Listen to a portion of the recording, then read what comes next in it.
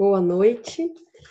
Esse é mais um encontro para a leitura do grupo de estudo de Direito Sistêmico, onde a gente se reúne todas as terças-feiras para a leitura das obras do Bert Hellinger. Esse grupo foi fundado pelo Hamilton, que convidou o Renato para orientar essas leituras, a quem eu agradeço. Renato, boa noite. Te passo a palavra. Boa noite, Alice. É sempre um prazer estar aqui com vocês toda terça-feira e é muito rico ouvir a leitura do livro As Ordens... Não, esse já foi As Ordens. O Amor do Espírito e ouvir o que as pessoas têm para compartilhar, a gente poder discutir partes ou temas importantes desse livro. Então, hoje nós vamos dar continuidade onde nós paramos terça-feira passada, que é a reciprocidade da página 46. E hoje quem vai fazer a leitura para a gente vai ser a Rosa. Então, Rosa, por favor, pode começar. Ok. A reciprocidade. Pertence às ordens do amor entre o homem e a mulher que entre eles se estabeleça uma troca em que ambos igualmente deem e tomem, pois cada um tem o que falta ao outro, e a cada um falta o que o outro tem. Ambos precisam, portanto, no que se refere à troca, dar o que tem e tomar o que lhes falta. Em outras palavras, o homem se dá à mulher como homem e a toma como sua mulher, e a mulher se dá ao homem como mulher e o toma como seu homem. Esta ordem do amor é perturbada quando um deseja e o outro concede, porque o desejar parece ser algo pequeno e o conceder algo grande. Então, um dos parceiros se mostra como carente e como alguém que recebe, e o outro, embora talvez ame, mostra-se como alguém que ajuda e que dá. É como se aquele que recebe se tornasse uma criança e aquele que dá se tornasse um pai ou uma mãe. Então, o que recebe precisa agradecer, como se tivesse recebido sem dar. E o que dá se sente superior e livre, como se tivesse dado sem receber. Isso, porém, impede a compensação e coloca em risco a troca.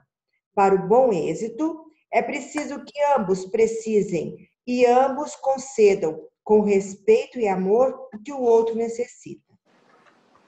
Seguir e servir. Contudo, pertence às ordens do amor entre o casal que a mulher siga o homem. Isso significa que ela o siga para sua família, sua cidade, seu círculo, sua língua e sua cultura. E concorde que os filhos também sigam o pai.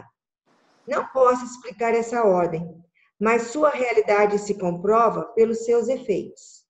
Basta comparar famílias onde a mulher segue o homem e os filhos seguem o pai, com famílias onde o homem segue a mulher e os filhos seguem a mãe.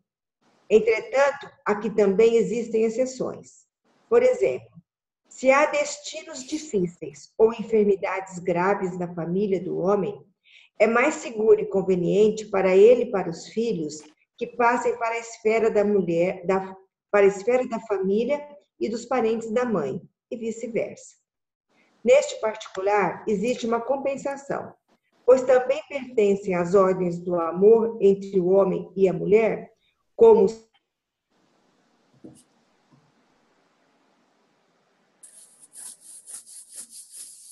Oi, Rosa. Travou a conexão dela. Travou. Rosa? Pois não? Você, por favor, podia voltar no último parágrafo? É que travou a sua conexão e a gente não ouviu. Tá bom. Neste particular? Isso. Tá bom. Neste particular existe uma compensação, pois também pertencem às ordens do amor entre o homem e a mulher, como seu complemento, que o homem sirva ao feminino. A equivalência. As ordens do amor entre o homem e a mulher são diferentes das ordens do amor entre pais e filhos. Por isso, a relação do casal sofre abalo e fica perturbada quando o casal transfere irrefletidamente para ela as ordens do relacionamento entre pais e filhos. Se, por exemplo, numa relação de casal, um parceiro busca no outro um amor incondicional, como uma criança busca em seus pais, ele espera receber do outro a mesma segurança que os pais dão a seus filhos. Isso provoca uma crise na relação, fazendo com que aquele de quem se esperou demais se retraia ou se afaste. E com razão, pois, ao se transferir para a relação de casal uma ordem própria da infância, comete-se uma injustiça para com o parceiro. Quando, por exemplo, um dos parceiros diz ao outro: sem você não posso viver, ou se você for embora eu me mato, o outro precisa se afastar, pois tal exigência entre adultos no mesmo nível hierárquico é inadmissível, intolerável. Já uma criança pode dizer algo assim a seus pais, porque sem eles realmente não pode viver. Inversamente, se o homem ou a mulher se comporta como se fosse autorizado a educar o parceiro e tivesse a necessidade de fazê-lo, arroga-se em relação a alguém que lhe é equiparado direitos semelhantes aos dos pais em relação aos filhos. Neste caso, frequentemente o parceiro se esquiva à pressão e busca alívio e compensação fora do relacionamento. Portanto, faz parte das ordens do amor na relação entre o homem e a mulher que ambos se reconheçam como iguais. Qualquer tentativa de colocar-se diante do parceiro numa atitude de superioridade própria dos pais ou de dependência, característica da criança, restringe o fluxo do amor entre o casal e coloca em perigo a relação. Isso também se aplica ao equilíbrio entre dar e tomar. Na relação de pais e filhos, são os pais que dão e são os filhos que tomam. Toda tentativa dos filhos de aplainar o desnível existente entre eles e seus pais é frustrada. Por essa razão, os filhos permanecem sempre em dívida com seus pais, e quanto menos conseguem pagá-la, tanto mais intimamente permanecem vinculados a eles. Porém, como querem afirmar-se e desenvolver-se através de suas próprias ações, o sentimento de dívida que os vincula aos pais os motiva também a sair de casa. Se um dos parceiros der ao outro como um pai ou uma mãe dá a uma criança, por exemplo, custeando-lhe uma formação superior durante o casamento, aquele que recebeu tanto já não pode equiparar-se ao doador. Embora permaneça obrigado a agradecer-lhe, geralmente o deixará quando se formar. Só poderá equiparar-se novamente ao parceiro e permanecer com ele quando compensar plenamente, tanto pelas despesas quanto pelo esforço. O equilíbrio. No nível do sexo, o homem e a mulher, embora sejam diferentes, equiparam-se em sua capacidade de dar e tomar reciprocamente. Eles se dão bem e progridem na troca amorosa. Quando dar e o tomar entre eles também se compensam e completam em outros domínios. Isso vale tanto para as coisas boas quanto para as más. Quando um dos parceiros recebe do outro algo de bom, a necessidade de compensar não lhe dá descanso até que lhe retribua com algo de bom. Porém, como o ama, faz-lhe por precaução um bem algo maior do que a compensação exige. Então, o outro fica sob pressão, e como ama o parceiro, também lhe faz, por precaução, um bem algo maior do que a compensação requer. Assim, aumenta a troca no bem, desde que, em seu decurso, sempre se volte ao equilíbrio e se inaugure uma nova rodada de trocas. Quando não se alcança o equilíbrio, a troca cessa. Pois, se um parceiro se limita a receber, o outro logo perde a vontade de dar-lhe. E se um deles quer apenas dar, o outro em breve não vai mais querer receber.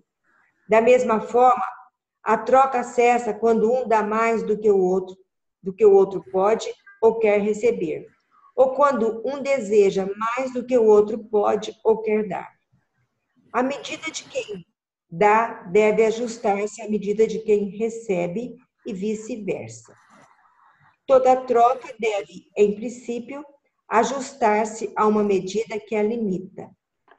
Para que uma relação de casal seja bem-sucedida, é preciso que haja também uma compensação no mal.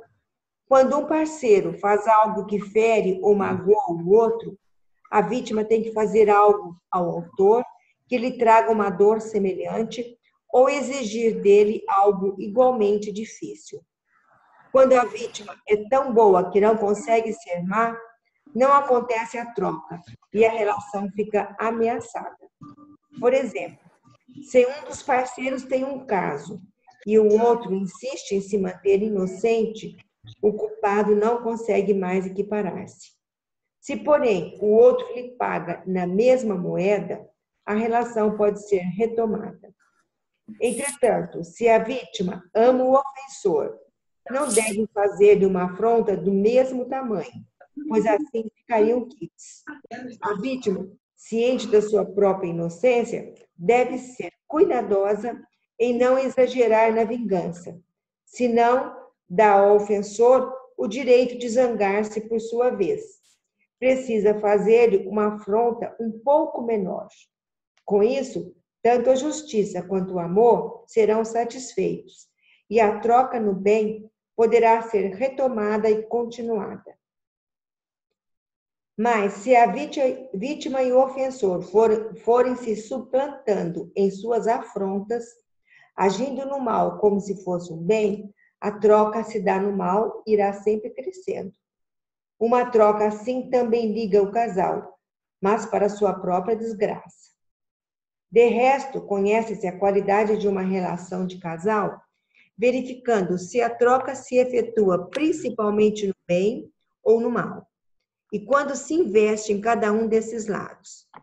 Com isso, dei uma indicação sobre a forma de recuperar e tornar feliz uma relação de casal, transformando uma troca no mal numa troca no bem, e incrementando essa troca com amor. Continua?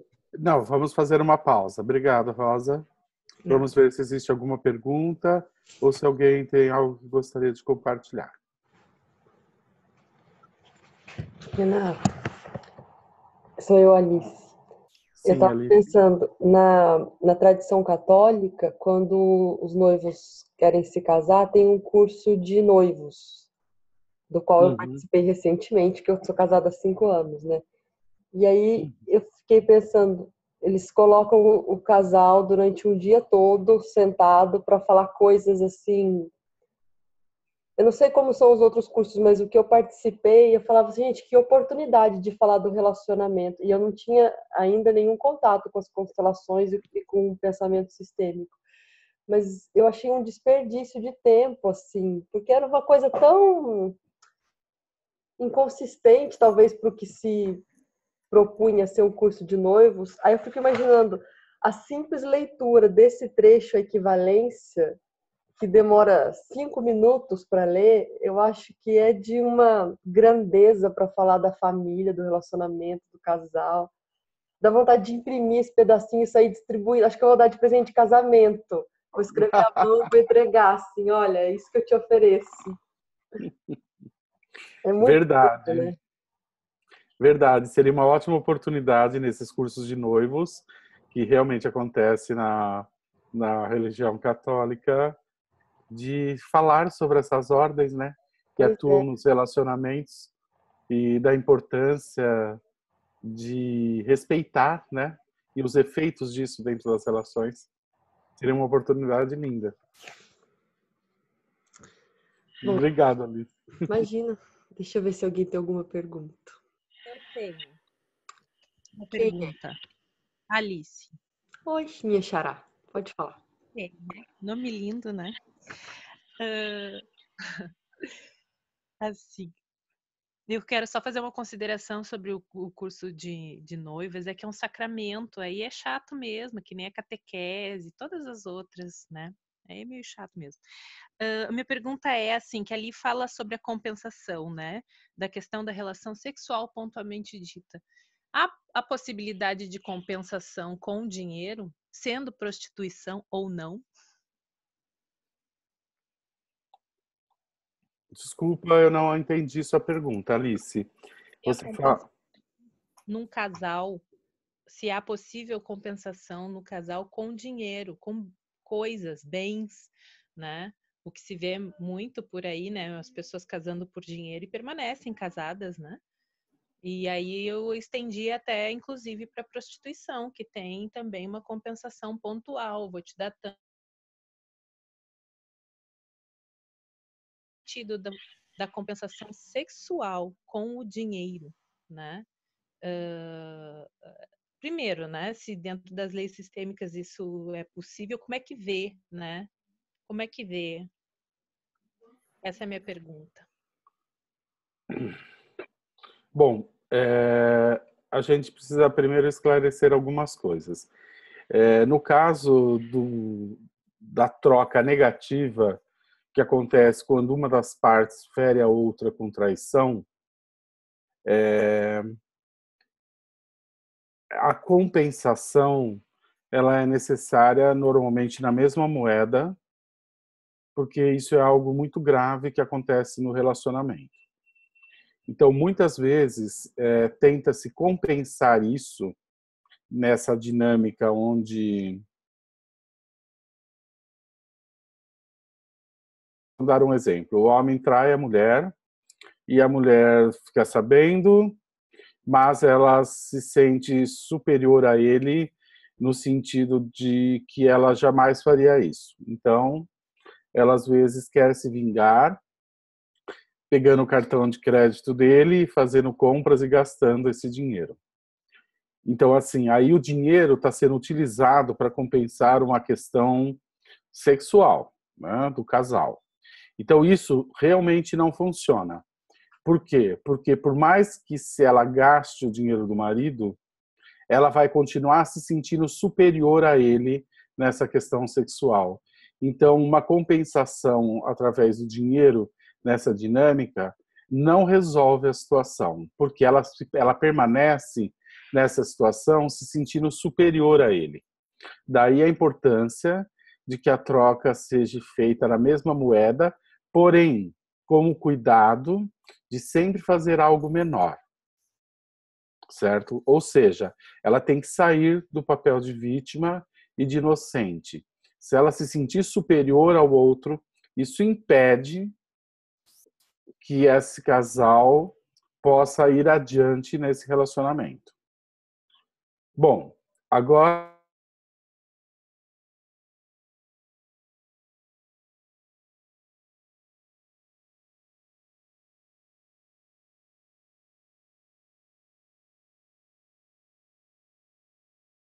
estão de acordo com aquilo que toma e do que recebe. Então, se a pessoa cobra X para fazer sexo com tal pessoa e a pessoa para fazer sexo com tal pessoa paga isso, no final desse encontro, o que aconteceu? Ambos saem satisfeitos com aquilo que receberam. Então, nessa dinâmica, o dinheiro ele compensa algo, porque ambos estão de acordo com isso e ninguém é superior ou inferior nisso. No caso, quem se prostitui oferece algo e quem compra a prostituição precisa desse algo. Isso é olhar para isso sem valores morais. Isso é olhar para isso sem a questão do certo e errado. Quando a gente olha mais profundamente para essa dinâmica da prostituição, o que a gente observa é que existem outras dinâmicas por trás disso. Normalmente, atrás da prostituição existem dinâmicas de abuso sexual na família, né, na infância, aonde o sexo ele não pode ser vivido, na maioria das vezes, sem um subterfúgio onde se permita, através desse subterfúgio, viver o prazer. Então, de uma forma geral, atrás da prostituição, existem dinâmicas sistêmicas que permeiam essas situações. Tanto daquele que se prostitui, como daquele que consome esse serviço. Ambos, de uma forma ou de outra, estão a serviço de algo ou vivendo algo em nome de alguém dentro desse sistema. Então, a gente tem que fazer essa diferenciação, né? Onde o dinheiro vai ser usado por uma compensação num relacionamento onde teve uma traição, isso não compensa e não resolve, porque um se sente inocente e o outro se sente culpado. Porém, na prostituição, ambos dão e tomam algo que é combinado. Eles se despedem e está tudo certo. Porém, atrás disso existem dinâmicas sistêmicas nesse sentido, tanto para um quanto para outro. Não sei se eu respondi sua pergunta, Alice. Respondeu uma parte, mas assim, eu fiz uma, assim, com relação ao casal mesmo, assim, ó.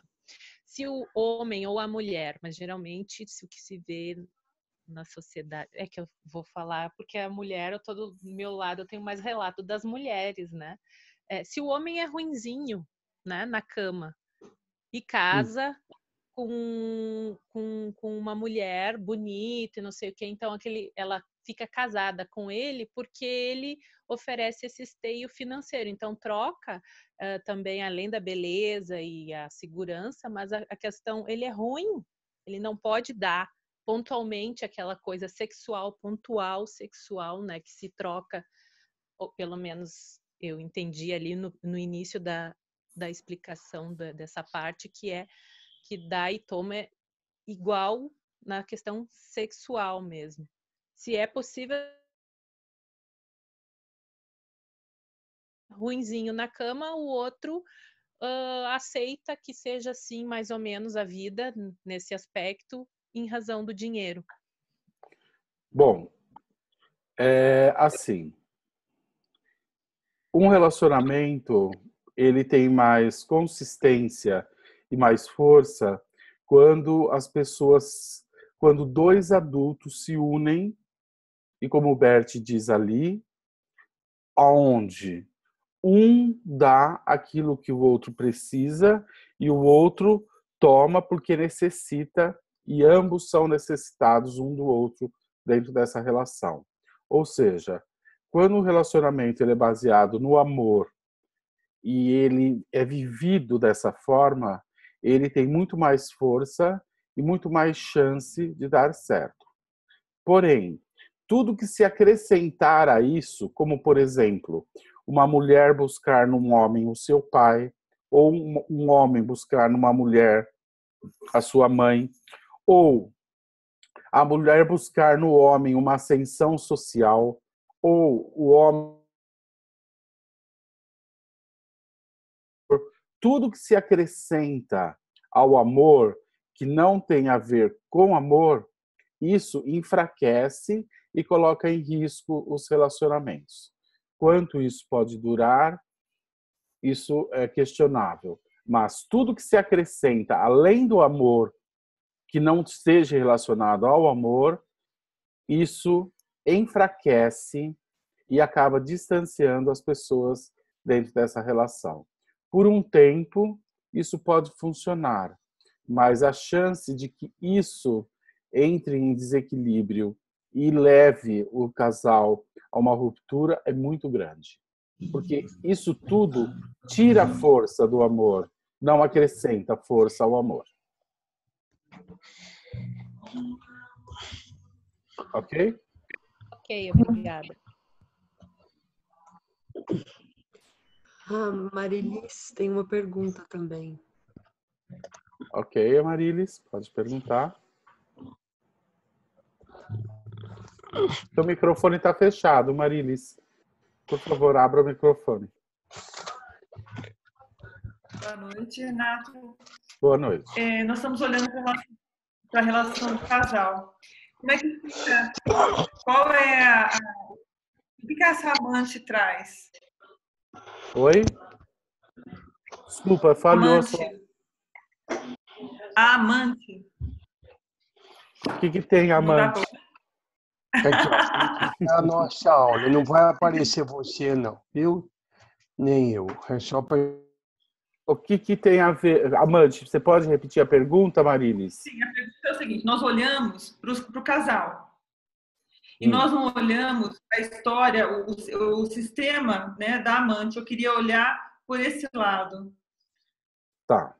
Você disse que o abuso sexual da prostituta, né? Como é que seria? Por que da busca de ser amante? Ótimo. Essa é uma ótima pergunta. Muitas vezes, dentro de um relacionamento, existe uma descompensação de algo. E, embora as pessoas se amem, muitas vezes existe uma profunda descompensação entre o casal, e é aí que, dentro desse relacionamento, para compensar algo que está em desequilíbrio dentro da relação. Então, isso é o que acontece na maioria das vezes da parte do casal. Por que a amante é colocada dentro disso? Ela é colocada para compensar algo. Então, por exemplo, posso dar exemplos. Então, às vezes, a mulher tem dificuldades com a questão sexual.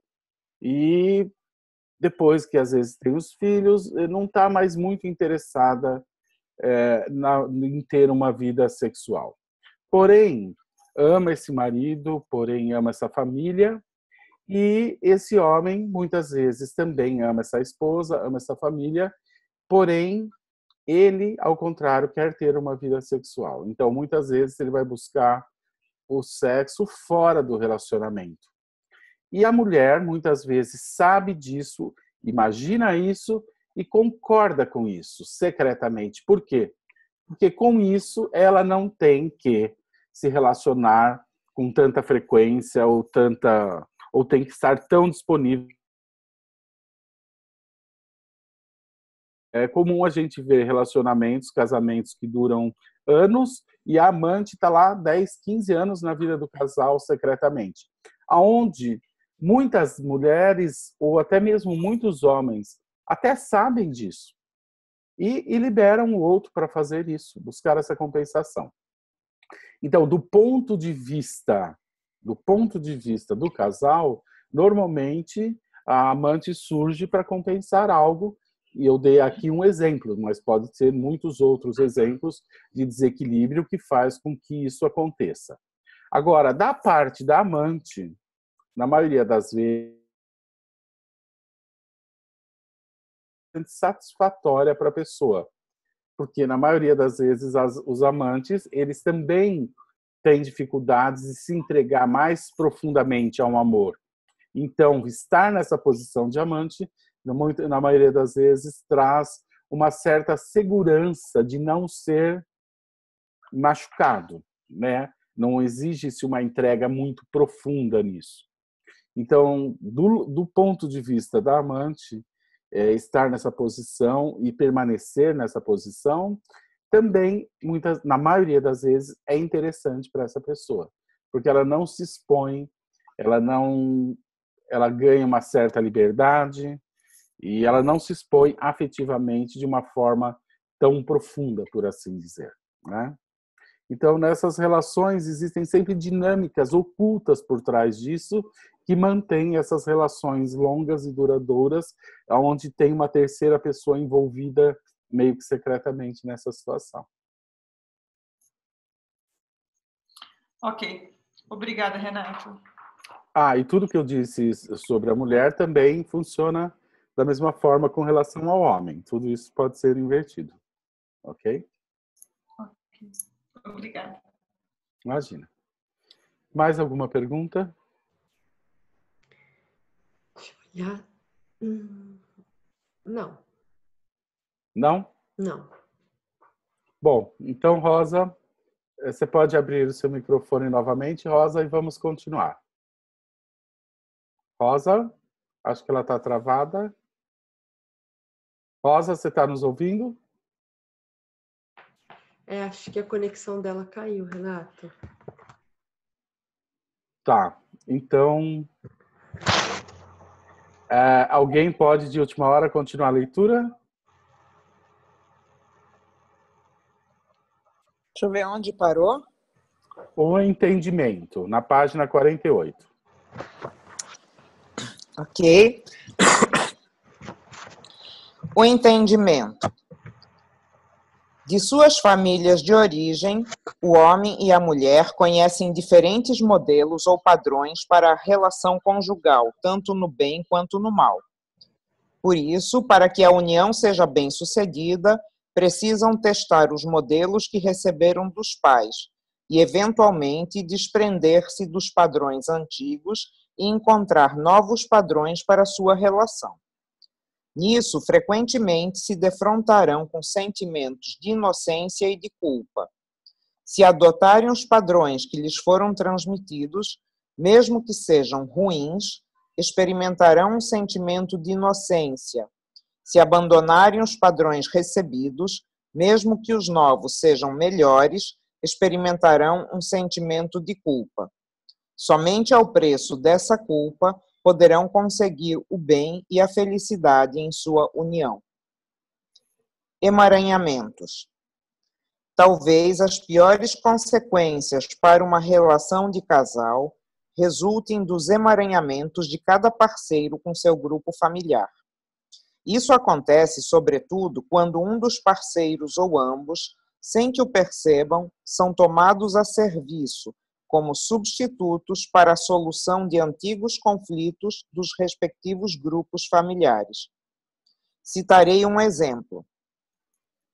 Embora um homem e uma mulher se sentissem muito ligados, surgiam entre eles conflitos inexplicáveis.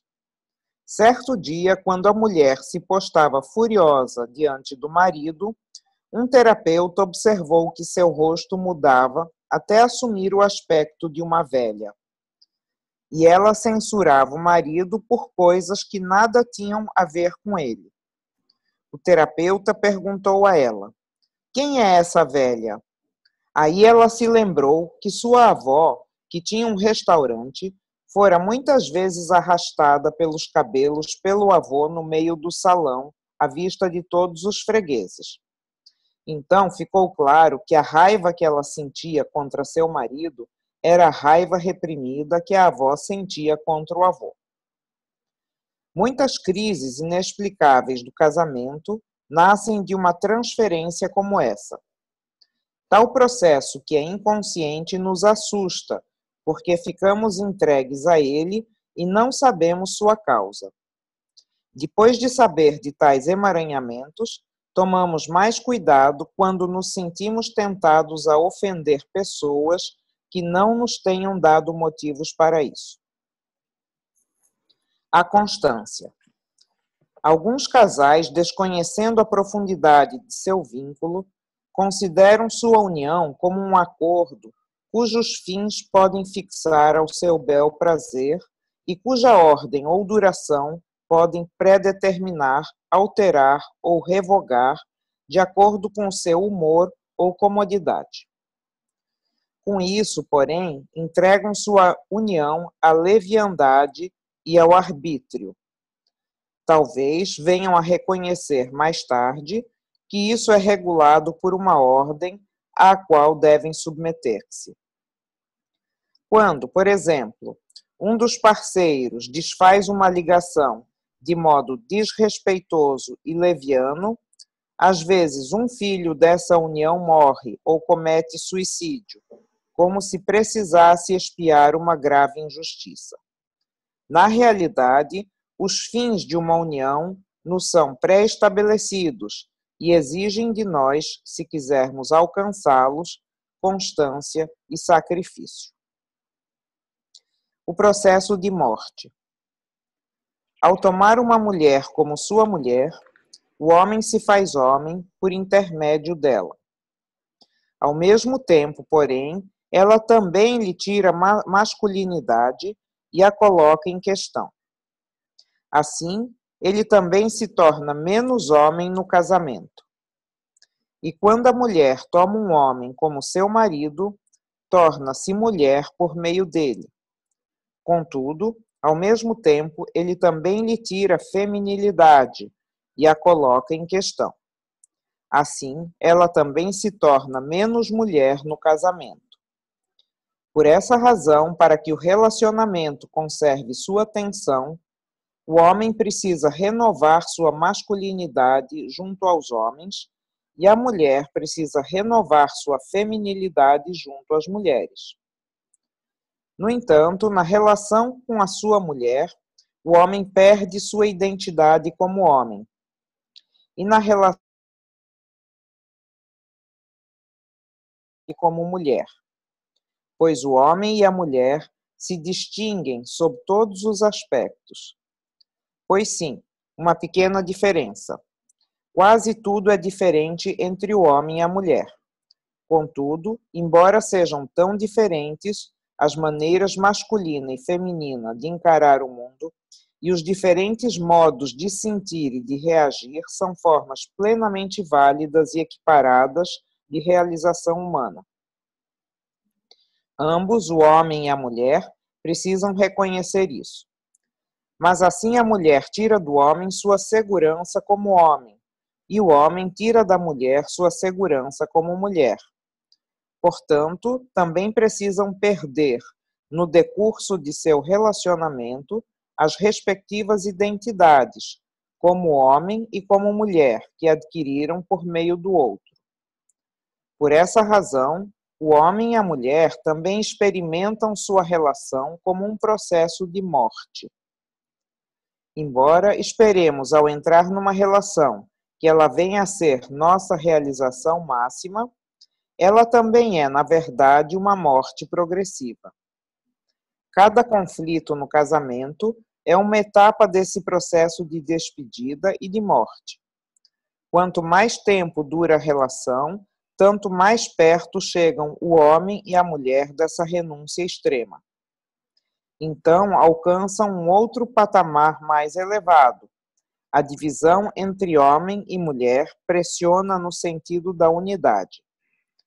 Contudo, a fusão dos dois sexos produz apenas uma unidade transitória, que não dura. A supressão dos contrários acontece, portanto, para além dessa fusão, que fica apenas como símbolo dela. A verdadeira unidade é alcançada na morte. Então, retornamos a uma origem que não conhecemos. Esse é, sem dúvida, somente um ponto de vista possível, mas ele confere à relação uma profundidade e uma seriedade que são dignas dela, pois apenas essa renúncia extrema realiza a superação dos contrários que nos é prometida pela fusão. A totalidade que sustenta. As ordens do amor que nos acompanharam em nossos relacionamentos anteriores também afetam nossa relação com a vida e com o mundo como totalidade, bem como nossa relação com o mistério que pressentimos por trás desse mundo. Por conseguinte, podemos relacionar-nos com essa misteriosa totalidade da mesma forma como uma criança se relaciona com seus pais. Então, buscamos um Deus Pai ou uma grande mãe.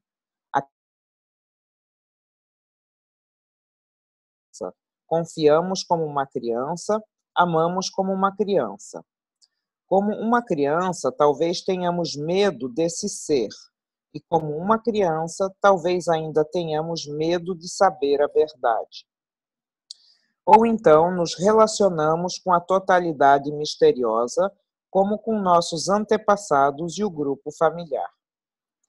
Sentimos-nos de santos, mas também, como no grupo familiar, como rejeitados ou escolhidos segundo uma lei implacável, cujos decretos não entendemos e não podemos influenciar.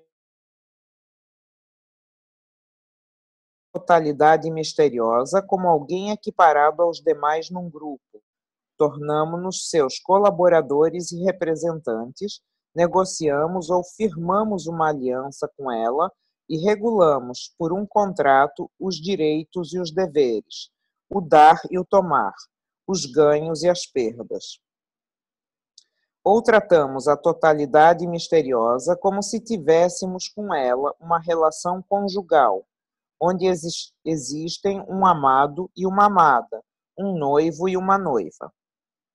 Ou nos comportamos diante da totalidade misteriosa como pais se comportam diante de seus filhos, dizendo-lhe o que ele fez errado e o que precisa fazer melhor, questionando sua obra e se esse mundo não nos convém como ele é, querendo nos salvar dele e salvar outras pessoas.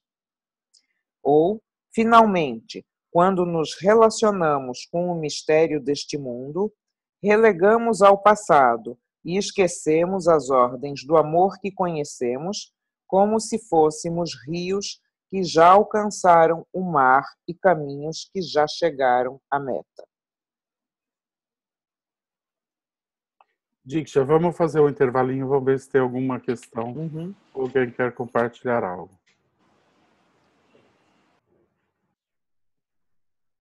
Pergunta.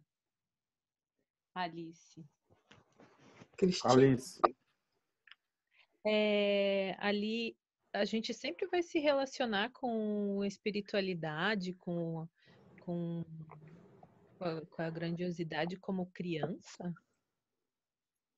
É isso que eu entendi ali, que a gente vai sempre, em relação ao mistério, a gente sempre vai ser criança. não é isso que eu entendi que ele quer dizer. Que existem várias formas como as pessoas se relacionam com a totalidade. E uma delas é nessa atitude de criança, né? Uma das formas com que a pessoa se relaciona com a totalidade é com essa atitude de criança. Mas não é que sempre nós vamos se relacionar com isso como uma atitude de criança. Ele deu ali várias descrições de formas como nós podemos nos relacionar com a totalidade. Mas ele fala lá no final, né? Ou finalmente, quando nós nos relacionamos com o mistério desse mundo e relegamos ao passado e esquecemos as ordens do amor que conhecemos como se fôssemos rios que já alcançaram o mar e a caminho que já chegaram à meta. Ou seja, no final ele fala, vamos dizer, de uma forma mais adulta, como poderíamos nos relacionar com a totalidade que sustenta. Interessante. É complexo isso que ele fala nesse tema. Né? Eu acho. Então, basicamente, o que eu ouço ele falar aqui é que, bom, é difícil de resumir ou traduzir isso de outras formas, mas basicamente o que eu ouço ele falar aqui é que existem várias formas de nós nos relacionarmos com essa totalidade que sustenta.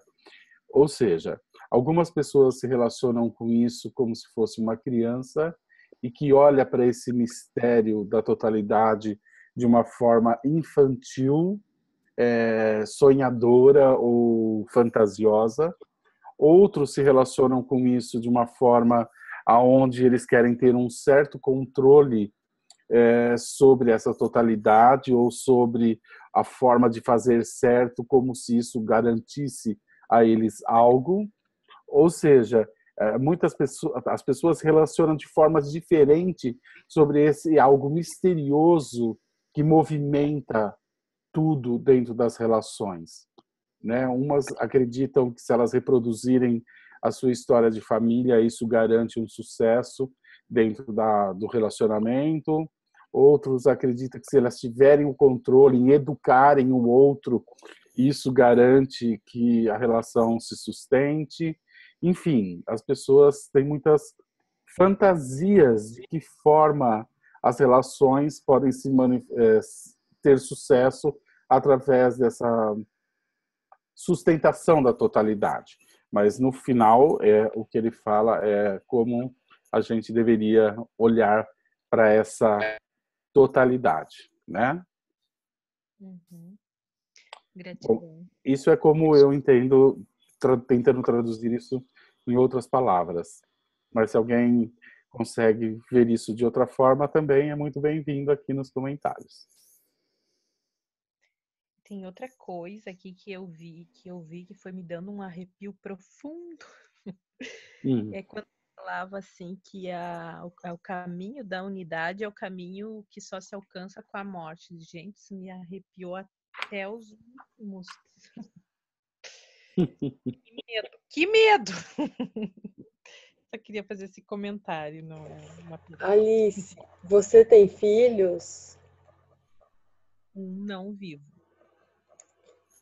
Porque me chamou a atenção isso também, principalmente porque eu tenho lido muito, desde a gestação do Francisco, que é meu filho mais velho, que a maternidade é o encontro com a vivência da morte da mulher, assim, no sentido da mulher que eu era antes de ter filho e a mulher que eu sou quanto mãe. Tamanha é a mudança da chegada de uma criança na vida da mulher, né?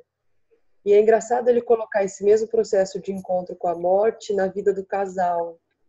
Então, se a gente for ver, a família é uma transformação do indivíduo total. Primeiro do casal, do encontro com o homem, que se mistura, a gente vai perdendo a identidade feminina e se mistura, e depois com a chegada dos filhos, que também existe até a expressão do luto pós-parto, né? Que é uma mudança tão grande que a gente se despede da mulher que era antes de ter filho, que nunca mais vai voltar, aquela mulher, sendo uma vida boa ou não que tínhamos, ela nunca mais volta depois dos filhos. E que interessante isso, né? Experimentar a morte na família de um jeito bonito e poético, até como ele coloca. É que eu entendi que não, é que a minha sensação é que era por uma morte de um jeito literal, porque essas mortes aí que tu tá falando é transformação, né? Não é uma morte no sentido que eu alcancei aqui, mas igual é bem interessante esse teu olhar, assim, que melhorou um pouco o arrepio no pelo, entendeu? Melhorou. Gratidão. Teve alguém que levantou a mão. Fui eu, a Valéria. Valéria, verdade, Valéria. Boa noite. Boa noite. Renato, eu gostaria de que você pudesse dar algum exemplo melhor desse processo de morte, dessa fusão nos casais, né? Eu achei assim, é bonito escutar isso, porque a mulher aprende com o homem a ser mulher e o homem aprende com a mulher sendo homem. Mas quando ele fala dessa fusão e da morte que é inevitável, eu queria que você falasse um pouco mais, assim, eu achei bastante complexo, queria entender um pouco melhor. Certo. Vamos ver se eu consigo colocar outras palavras para falar sobre isso.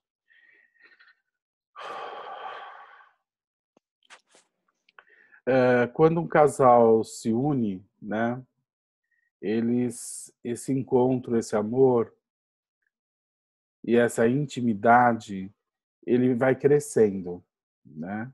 A troca entre os casais que se amam é uma troca constante e crescente, o que vai fazendo eles ganharem vínculo e também intimidade. E isso atinge um clímax, né? Geralmente esse clímax ele acontece com o nascimento dos filhos. Com o nascimento dos filhos, essa intimidade ela começa a diminuir. O casal começa a se afastar, porque ambos agora se dedicam a outra coisa além de se dedicarem um ao outro. Então, com o nascimento dos filhos, eles começam a se afastar, se distanciar, inicia-se ali um processo de morte, de alguma forma. Porém, num nível mais amplo, esse amor ele vai se expandindo, ele vai se ampliando, ele vai se aprofundando. E da mesma forma com que, após o nascimento dos filhos, um casal vai perdendo parte dessa intimidade, que de um lado eles vão se distanciando, já não são mais tão íntimos e tão próximos como eram antes do nascimento dos filhos, onde um apenas se dedicava ao outro, e agora eles se dedicam a outras coisas maiores, que não só os filhos, mas a tudo que se constrói em volta de uma família. Ao mesmo tempo que ele vai perdendo essa intimidade, ele vai ampliando a sua capacidade de amar. Então, é como se esse distanciamento no nível mais físico vai ser compensado por uma expansão e um aprofundamento do amor na alma entre essas duas pessoas. Então, é como se tudo isso fosse uma preparação, né, para um outro clímax onde ocorre a despedida, que é a morte. Né? Na morte, os casais eles vão passando por várias despedidas durante a vida para, no momento da morte, eles viverem esse clímax de separação novamente. Então, quando Bert fala da totalidade aqui, ele está falando que a gente só resgata essa totalidade através da morte, e aí ele fala realmente da morte literária mesmo, daquela onde o nosso coração para de bater e a gente se separa do outro. Então, ele fala disso no sentido de que, pelo menos é como eu compreendo, gente. Por favor, não tomem isso como uma verdade, mas isso é apenas como eu compreendo o que ele quer dizer. Que na vida a gente vem em busca de algo que nos falta, né? E esse algo que nos falta nós buscamos na sua essência, na maioria das vezes, nos relacionamentos, especialmente nos relacionamentos amorosos. Mas que na morte nós resgatamos ou voltamos para um lugar muito maior do qual nós pertencemos. Em outras palavras, se a gente veio de algum lugar, a gente provavelmente volta para esse outro lugar ou para esse algo maior. Em outras palavras, se a gente veio de algum lugar, de onde a gente veio com o nosso nascimento? Nós nascemos de algum lugar. Então, o Bert fala da espiritualidade muito nesse sentido, de que a vida não teria sentido se ela fosse vivida apenas como uma vida, essa vida, se isso fosse limitado a isso. Se a gente nasce, a gente vem de algum lugar, e quando a gente morre, talvez a gente vá para algum lugar. Então, a totalidade aí é no sentido do pequeno que nós somos e nos tornamos diante dessa vida e precisamos do outro para a gente crescer, para a gente se conhecer, para vivermos algo para a nossa família, para vivermos algo para a sociedade, mas parece que nós retomamos para essa totalidade maior ao qual de fato nós pertencemos, só quando de fato nós morremos. E aí nós nos unimos a esse algo muito grande ao qual, ou de onde nós partimos, ou de onde nós pertencemos em última instância. Então, eu entendo isso dessa forma, mas, como eu disse, eu não sei se é exatamente isso que o Bert quer dizer. Eu entendo isso a partir de ouvir o Bert falar sobre vários temas e que, junto, ele passa esse conceito bem geral. Ele não está falando disso nesse texto, mas quando eu junto isso a tudo que eu venho acompanhando ele dizer, basicamente é isso que eu compreendo disso tudo que ele está dizendo aqui. Gratidão, entendi perfeitamente. Muito obrigada. De nada. Obrigado a você da pergunta. Renato, é bonito como ele coloca a morte como sempre um ritual de passagem, quase que de evolução. Ele fala que da morte progressiva, né, do processo da morte. Na medida que o marido se entrega para a mulher, eles vão experimentando esse processo de morte. E depois, com a morte física, a gente retoma a origem que não conhecemos. Então, a morte é sempre um processo de deixar para trás alguma coisa e buscar um novo. E o novo é sempre algo maior, né? Eu estava sozinha, experimentei o processo de morte com a minha família, com meu marido. E depois, com a morte física, eu encontro a minha Alice, origem. falhou um pouco a sua conexão. Você pode voltar à última frase? Que o processo de morte a gente experimenta primeiro com o marido e depois a morte física vem levar a gente à origem desconhecida, né? Que seria a experiência total da unidade. É bonito olhar a morte como essa passagem para algo sempre maior, né? Sim, na verdade, eu vejo olhar para a morte dessa forma, Alice, é olhar para a morte sem o preconceito, é olhar para a morte sem o apego, é olhar para a morte não como o fim de algo, mas o início de uma nova fase, ou de um novo tempo, ou de ou de ampliação de algo que antes era menor e agora pode ficar maior. Então, nós temos uma tendência dentro da nossa sociedade de olharmos para a morte como algo ruim, mas é algo ruim se eu olho para aquilo como algo que terminou. Mas se eu olho para a morte como o início de um novo processo, de uma nova fase, ou de um novo tempo, ou de uma nova totalidade, eu agora já não olho para isso, já não me assusta mais. Isso já me permite olhar para frente, né? E não ficar apegado ou preso a algo do qual eu, de alguma forma, me sinto seguro, ou vivo apegado, ou gosto. Isso é não se abrir ao novo, né?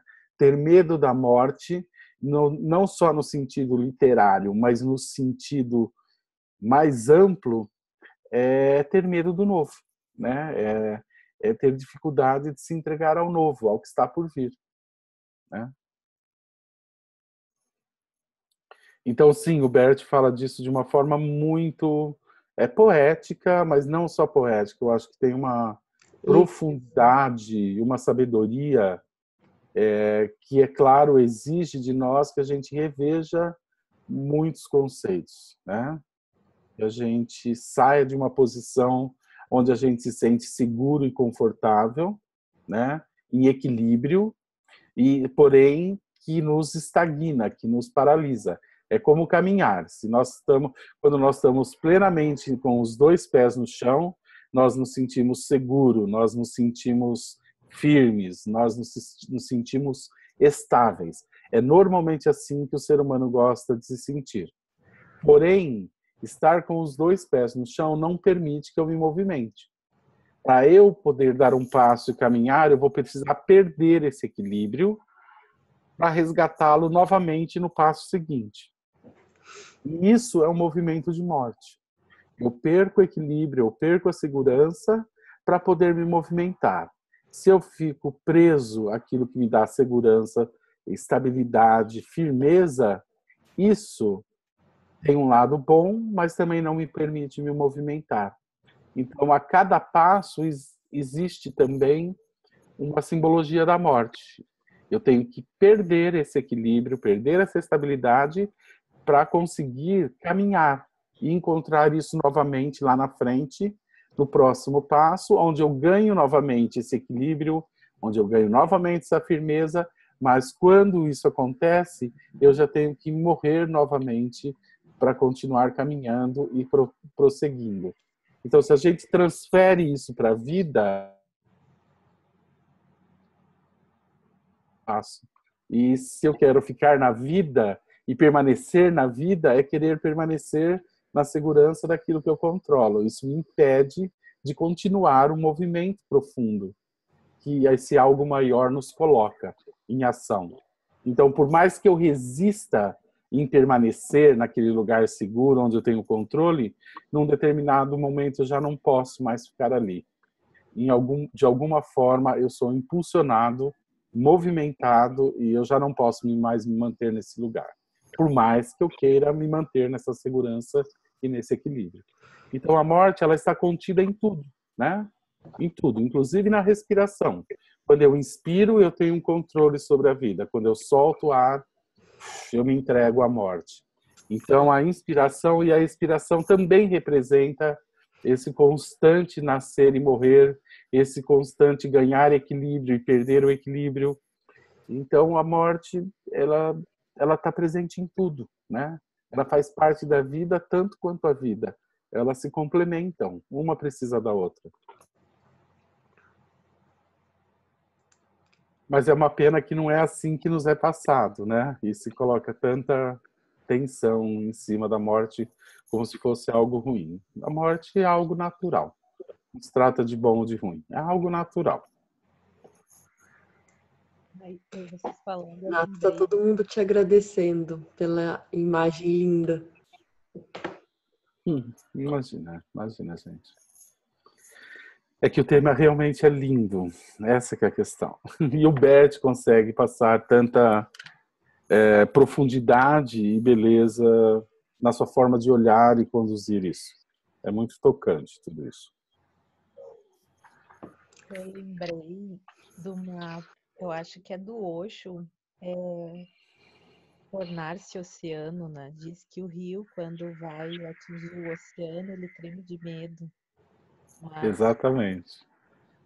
que ele deve se entregar a isso, porque na verdade ele não vai deixar de ser rio, ele vai tornar o oceano. E quando ele se joga no oceano, quando ele flui para o oceano, é que o medo desaparece, porque não há mais, há uma vastidão.